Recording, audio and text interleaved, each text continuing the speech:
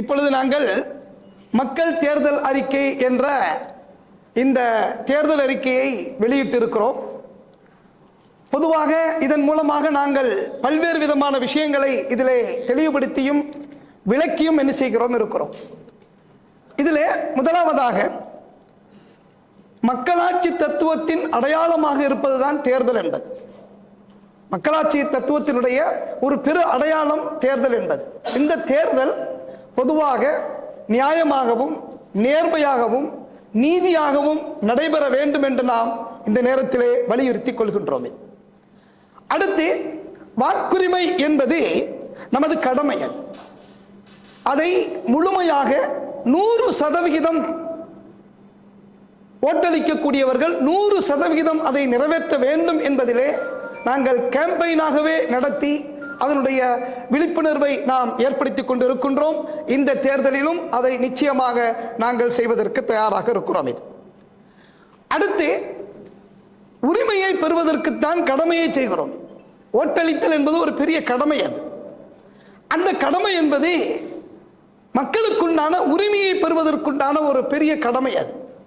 ஆகவே இதை நாம் விற்பனைக்குரியதாக என்ன செய்துவிடக்கூடாது, மாற்றிவிடக்கூடாது என்ற ரீதியிலே அந்த நிலையிலிருந்து நாம் யோசித்து மக்களை விழிப்புணர்வு அடைய செய்கிறோம். இது வாக்கை நாம் என்ன செய்யக்கூடாது, விட்டுவிடக்கூடாது. விட்டுவிட்டோம் என்று சொன்னால் உரிமையை கோருவதிலிருந்து நாம் என்ன செய்து விடுகிறோம், பலவீனமாகி விடுகிறோம் என்ற விழிப்புணர்வையும் நாங்கள் ஒவ்வொரு தேர்தல்களிலும் நாங்கள் நடத்தி கொண்டிருக்கின்றோம். தற்போது நாம் ஒரு மக்கள் நல அரசியல் சூழலை உருவாக்குவதற்குத்தான் விரும்புகிறோம். அரசை உருவாக்குவதற்கு நாம் என்ன செய்கின்றோம், விரும்புகிறோம். நாங்கள் விழுமம் சார்ந்த அரசியலை முன்னெடுப்பதற்காக வேண்டி பிரச்சாரம் செய்கிறோம், மக்களை சந்திக்கிறோம், அரசியல்வாதிகளை சந்திக்கிறோம், அவர்களுடைய தவறுகளை சுட்டிக்காட்டுகிறோம், அவர்கள் மக்களுக்கு செய்கின்ற பணி சார்ந்த விஷயங்கள் குறித்துண்டான நலம் சார்ந்த விஷயங்களுக்குண்டான விஷயங்களை நாம் பாராட்டுகிறோம், மெருகேற்றுகிறோம். இது போன்ற வேலைகளையும் ஜமாத் இஸ்லாமியின் பல்வேறு தளத்திலே என்ன செய்கின்றது, செயல்பட்டு கொண்டு வருகின்றது. அந்த அடிப்படையிலே நாங்கள் இந்த தேர்தல் அறிக்கையை இதன் அடிப்படையிலே நாங்கள் என்ன செய்திருக்கிறோம், வடிவமைத்து இருக்கிறோம். இது அது என்னவென்று சொன்னால், ஒழுக்கத்தில் சிறந்த தமிழ்நாடு. ஒழுக்கம் குறித்து இப்பொழுது ஒரு கேள்விக்குரியதாகவே அது என்ன செய்து விட்டது, மாறிவிட்டது. அதாவது ஒழுக்கமற்ற நிலையே ஒழுக்கமாக சொல்லி காட்டப்படுகின்ற அளவிற்குண்டான ஒரு சூழல் இன்று நாட்டிலே உருவாகி கொண்டிருப்பதை நாம் என்ன செய்கிறோம், பார்க்கிறோம். அதை சட்ட ரீதியாகவும் அரசியல் ரீதியாகவும் அதை மீட்டெடுக்க வேண்டும் என்ற ரீதியிலே நாம் இந்த தேர்தல் அறிக்கையை தயாரித்திருக்கிறோம். இது நீதியில் சிறந்த தமிழ்நாடு, நீதி நியாயம் என்ற அடிப்படையில் அனைவர்களுக்குமான நிலையிலே இது உருவாக்கப்பட வேண்டும் என்ற ரீதியிலும் நாம் இதை என்ன செய்கின்றோம், இந்த விஷயத்தை நாம் வலியுறுத்தும் விதமாக இந்த தேர்தல் அறிக்கையை தயாரித்திருக்கிறோம். சமசீரான வளர்ச்சி என்பது மிக முக்கியமானது.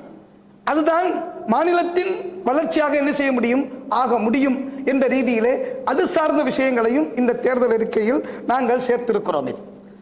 இன்னும் சொல்ல போனால் ஊழல் இல்லாத தமிழ்நாடு என்ற நிலையையும் நாம் வலியுறுத்தி காமிக்கிறோம். பொதுவாக ஊழல் என்று சொன்னாலே அது புருவம் நீங்குகின்ற அளவிற்குண்டான ஒரு நிலை அல்ல. இது சர்வசாதாரணமாக கடந்து விட்டு போகின்ற ஒரு நிலை தான். இது ஊழலை ஒழித்துவிட முடியுமா என்ற ஒரு கேள்வி கூட கேட்கலாம். இது இப்படி கேள்வி கேட்டு கேட்டு கேட்டு அதற்கு சுதி இல்லாமல் என்ன செய்து விட்டது, போய்விட்டது. ஆகும், நடத்தலாம், நடக்கும் என்ற அந்த உணர்வை மக்களுக்கு ஊட்டுகின்ற நிலையில் எங்களுடைய பிரச்சாரத்தையும் எங்களுடைய இந்த தேர்தல் அறிக்கையை நாம் என்ன செய்திருக்கிறோம், அமைத்திருக்கிறோம் என்பதையும் நாங்கள் இங்கே சுட்டிக்காட்ட ஆசைப்படுகிறேன். அன்பிற்குரிய அருமை சகோதரர்களே, இந்த தேர்தல் அறிக்கையை நாங்கள் வெறும் மேற்போக்காக நாங்கள் என்ன செய்யவில்லை, தயாரிக்கவில்லை. இந்த தேர்தல் அறிக்கையை நாங்கள் மாநிலம் முழுவதும் எங்களுடைய கேடர்களை கொண்டு சுற்றுப்பயணம் செய்து இந்த தலைப்புகளிலே ஆய்வு செய்து அந்த ஆய்வின் அடிப்படையில் தான் இந்த தேர்தல் அறிக்கையை நாங்கள் என்ன செய்திருக்கிறோம், தயாரித்திருக்கிறோம். நாங்கள் இந்த தேர்தலுக்காக மட்டும் தயாரிக்கவில்லை. ஒவ்வொரு தேர்தலுக்கும், ஒவ்வொரு மாநில தேர்தலுக்கும், மத்திய நிலையில் இருக்கின்ற அந்த தேர்தலுக்குமான எல்லா நிலையிலும் நாங்கள் என்ன செய்கின்றோம், தேர்தல் அறிக்கையை நாங்கள் தயாரித்து நாங்கள் வெளியிடுகிறோம், மக்களுக்கு விழிப்புணர்வை ஏற்படுத்துகிறோம் என்ற விஷயத்தை நாம் வலியுறுத்தி காமிக்க ஆசைப்படுகிறோம். வெறுப்பு அரசியல் என்பது இங்கிருந்து விரட்டி அடிக்கப்பட வேண்டும். ஒற்றுமைக்கான, விருப்புக்கான, மனித நேயத்திற்கான, சகோதரத்துவத்திற்கான ஒரு அரசியல் விழுமங்கள் பாதுகாக்கப்பட வேண்டும் என்று தமிழ்நாட்டிலே நாம் உரக்க குரல் கொடுத்து என்ன செய்கின்றோம், வருகின்றோம். அதே சமயத்தில் எந்த விதமான ஆதாயங்களுக்காக வேண்டியும் நாங்கள் அரசியல் களத்திலே என்ன செய்யவில்லை, அமைப்பு ரீதியிலே ஆதாயத்திற்காக வேண்டி நாங்கள் என்ன செய்வதில்லை, அரசியல் களத்திலே இயங்குவதில்லை. ஆகவேதான் நாங்கள் ஜமாத்தே இஸ்லாமி ஹிந்த் தேர்தல் அறிக்கை என்று நாங்கள் சொல்லவில்லை, மக்கள் தேர்தல் அறிக்கை என்று நாம் என்ன செய்கிறோம், சொல்லுகிறோம். அது ஆக ஒரு சமுதாய நலனை வலியுறுத்தும் விதமாகவோ அல்லது ஒரு குறிப்பிட்ட நலனை வலியுறுத்தும் விதமாகவோ இல்லாமல் ஒட்டுமொத்த மக்களுக்குமான ஒரு தேர்தல் அறிக்கையாக நாங்கள் என்ன செய்திருக்கிறோம், தயாரித்திருக்கிறோம். பத்திரிகையாளர்களாகிய நீங்கள் தான் இதற்குண்டான ஒத்துழைப்பையும் இதனுடைய நியாயத்தை மக்களுக்கு மத்தியிலே கொண்டு போய் சேர்க்கின்ற நிலையையும் நீங்கள் தான் என்ன செய்திருக்கிறீர்கள், பெற்றிருக்கிறீர்கள்.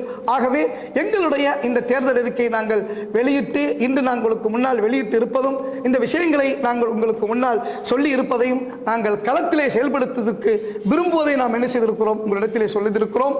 ஆகவே இவைகள் இந்த தேர்தலின் மூலமாக வெற்றியடைவதற்கு இறைவன் அருள்பாலிக்க வேண்டும் என்ற பிரார்த்தனையுடன் நிறைவு செய்து கொள்கிறேன். எல்லா புகழும் இறைவன் ஒருவனுக்கே.